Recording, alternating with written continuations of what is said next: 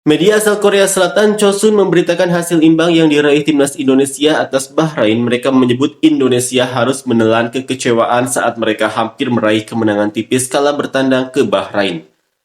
Indonesia telah berkembang menjadi kekuatan Asia Tenggara di bawah asuhan pelatih Sintayong. Indonesia menahan Arab Saudi 1-1 dan Australia 0-0 untuk meningkatkan harapan mereka lolos ke Piala Dunia, komentar Chosun.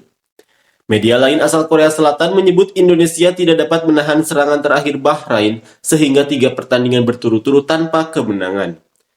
Ini adalah pertandingan yang seharusnya bisa dimenangkan oleh Indonesia, tetapi kebobolan gol di menit-menit terakhir dan harus kehilangan 3 poin berharga, itu adalah hasil yang mengecewakan.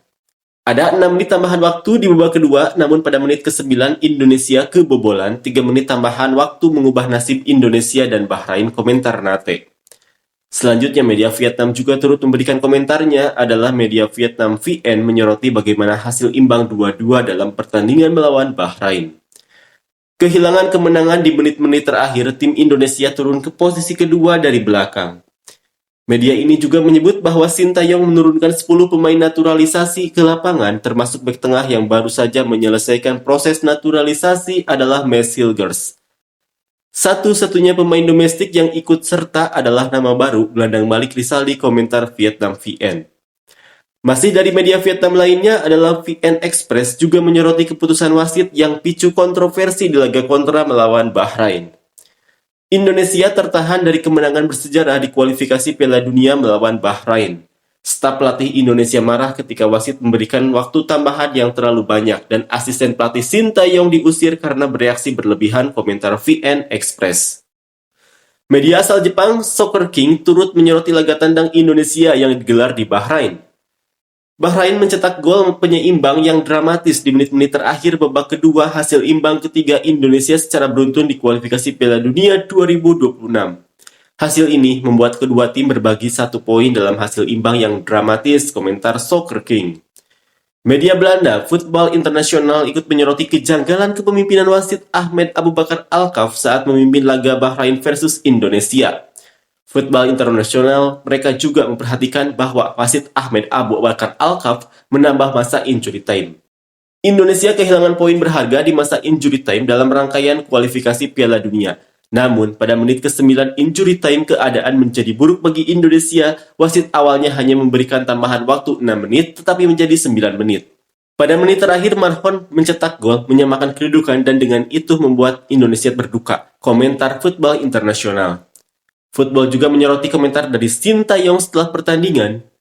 Kalian tahu kenapa pemain kami marah? Anda tahu menit tambahan waktu itu 6 menit, itu lebih dari 9 menit. Keputusan wasit semua bias. Ketika kami menghalau pemain Bahrain, Anda tahu ini akan terjadi tendangan bebas. Jadi saya pikir semua orang tahu. Anda tahu mengapa pemain kami marah di sana, ucap Sintayong.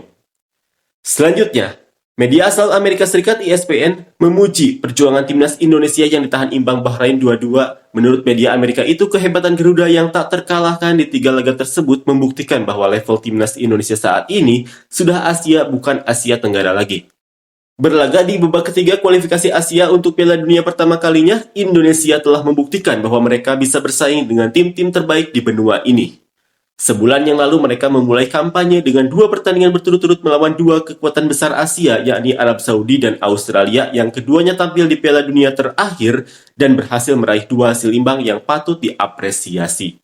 Pada hari Kamis, penampilan inspiratif mereka berlanjut saat mereka bermain imbang 2-2 dengan Bahrain yang saat ini berada di 53 peringkat di atas peringkat dunia FIFA Indonesia yang berada di posisi 129, komentar ESPN.